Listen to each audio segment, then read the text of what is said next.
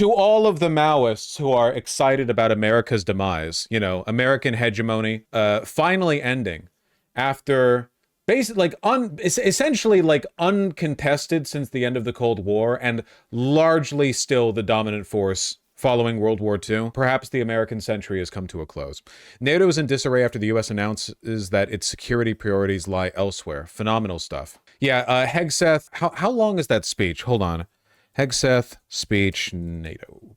Too long? 32 minutes? He's not that charismatic, despite being, you know, a Fox News host. I think he'd be slightly better at it. Allies, and I quote, suit looks like shit. By means of continuous and effective self-help and mutual aid, will maintain mutual aid? Is this the most socialist head of the DoD of all time? Resist armed attack. Leaders of our European allies should take primary responsibility for defense of the continent, which means security ownership by all allies, guided by a clear understanding of strategic realities, and it's an imperative given the strategic realities that we face.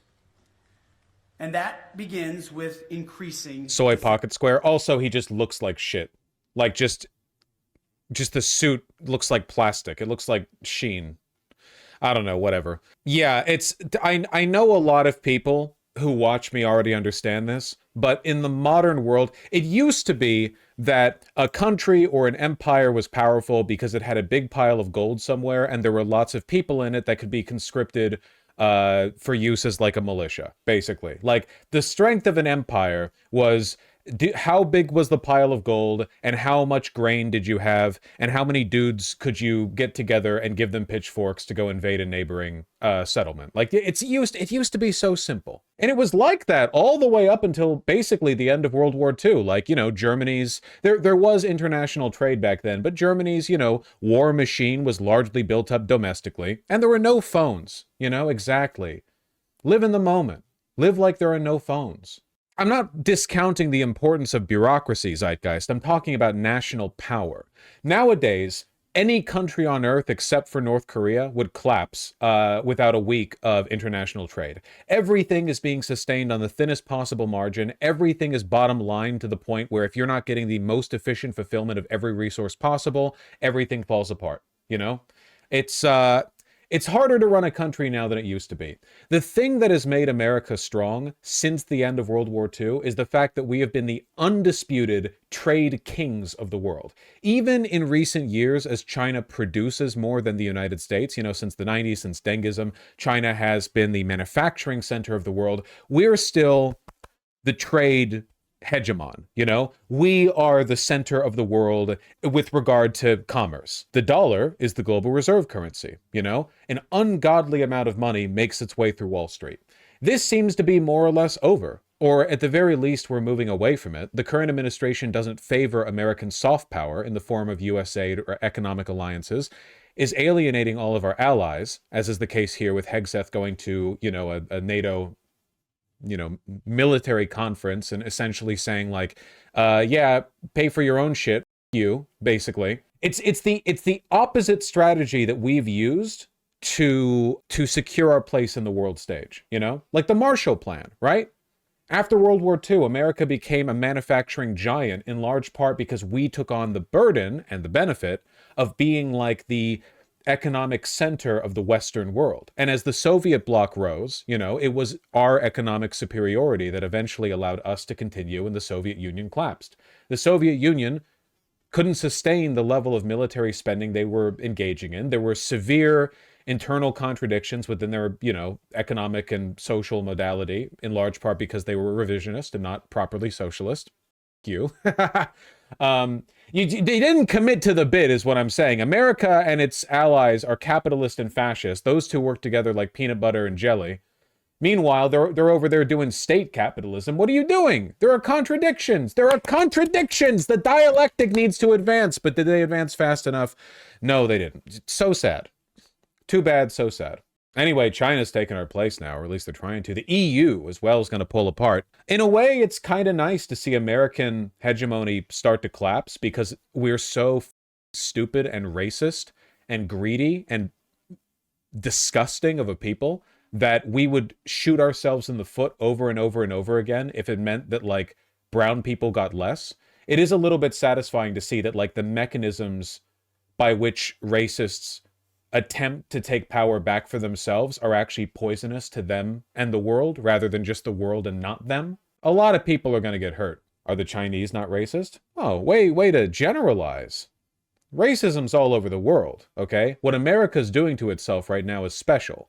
This is like a very uniquely self-destructive social movement. This isn't just regular fascism. There are lots of fascist countries. This is like a advanced oligarchical Russian style. I mean, we're just doing the Russification, basically. We're doing the like post-Soviet breakup. We're doing shock therapy to ourselves for fun. We're not even doing it in response to the collapse of the Soviet Union. At least with Russia, it was done in response to the collapse of the Soviet Union. What happened to us? We were fine. Well, not fine, but you know what I mean. We're just doing it for fun.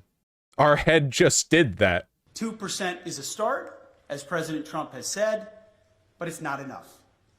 Nor is 3%, nor is 4%, more like 5%. 5%, sure. Spend 5% of your GDP on military spending. Not even the US does that. Sure, yeah, why not? Sure, yeah, 5%. Just everyone bankrupt your shit forever. Real investment, real urgency. We can talk all we want about values. Values are important. But you can't shoot values. You can't shoot flags, and you can't shoot strong speeches. There is no replacement for hard power. As much as we may not want to like the world we live in some... This is what I mean by like the suicide cult. This is the shit people talk about like towards the end of Rome or whatever. This is up there. This is the fascist militarist equivalent of reading about the excesses in the Palace of Versailles, or reading about like the Roman emperors towards the collapse, like ignoring the shouts of the people outside, or, Nero playing the fiddle as Rome. Like, it is so self-destructive for no reason. It's insane. It's just stupid. It's all posturing. You can't, they say you need a military bureaucracy in order to coordinate the logistical needs of millions of troops. Well, you can't shoot logistics out of a gun, can you? What caliber logistics is it? Hard power. It should be obvious that increasing allied European defense spending is critical, as the President of the United States has said. Also critical is expanding our defense industrial base capacity on both sides of the Atlantic. Our dollars, our euros, our pounds must become real capabilities. The U.S. is fully committed under President Trump's leadership to pursue these objectives in the face of today's threats. Yesterday, right now, everyone in this audience is thinking, I wonder how well we could do in the post-NATO collapse water wars or whatever. Like, everyone watching this right now heard 5% of our GDP? Okay. I wonder how much grain we have stored. Like, no one's doing this. There's no reason. It's just posturing. I had a chance to attend the Ukraine Defense Contact Group today, participated in both the NATO Ministerial and the Ukraine Council. In both, we discussed Russia's war of aggression against Ukraine.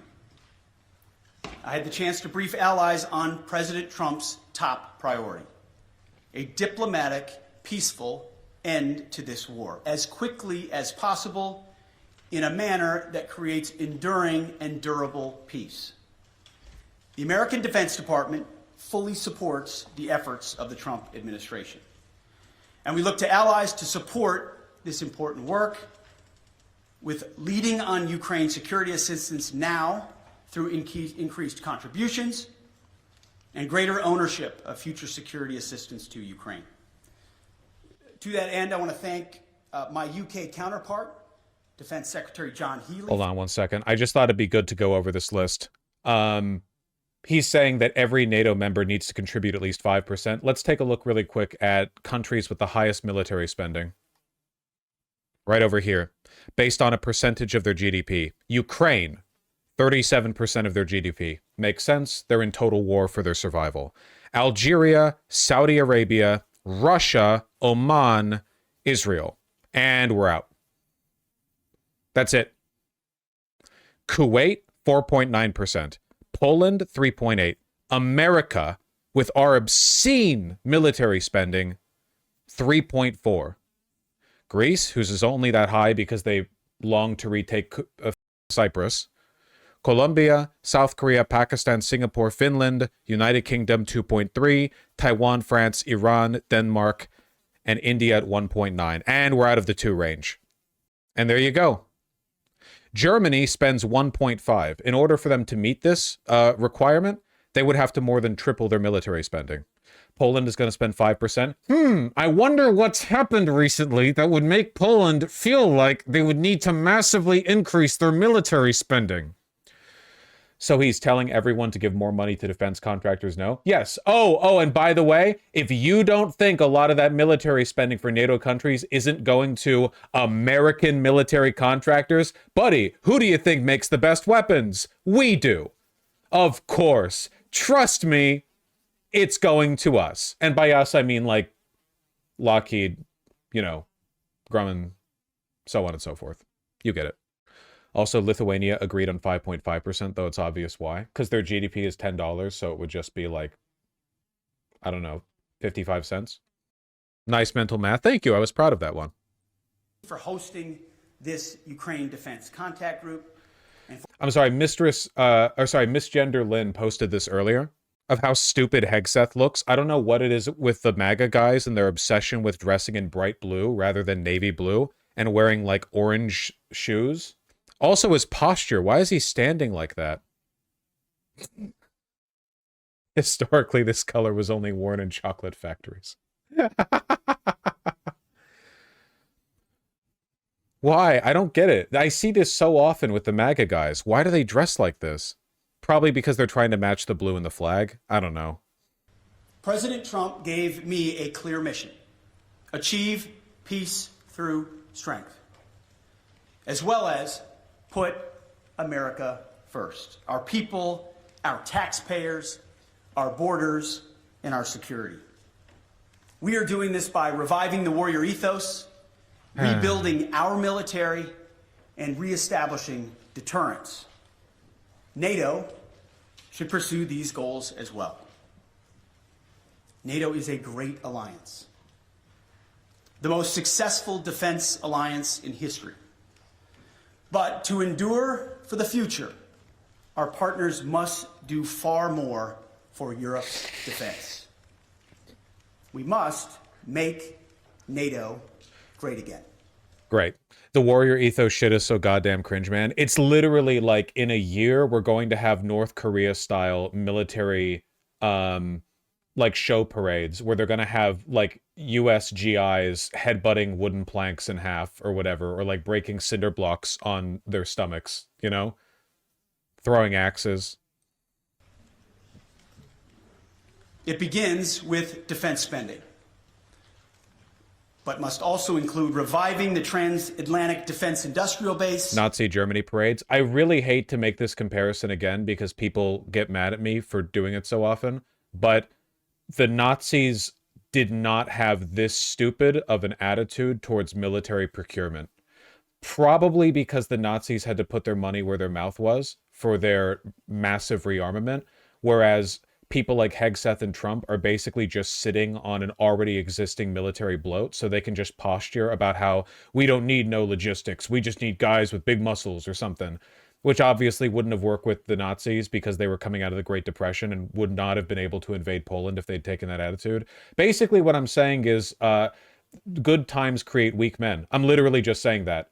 American military supremacy has produced, it has birthed a legion of mediocre who get to say stuff like that. And you know what? The same thing happened in Russia, too. Zhukov was competent. What happens after the Soviet Union enjoys decades of, like, global superpower status? You get a bunch of fat, bloviating oligarchs who get to, like, sit on their warehouses full of outdated Cold War machinery, going like, yeah, we're actually, like, the greatest military on earth, actually. Just trust us. We have strongest men. And then they get into war with Ukraine and their logistics stalls 4 miles from their border.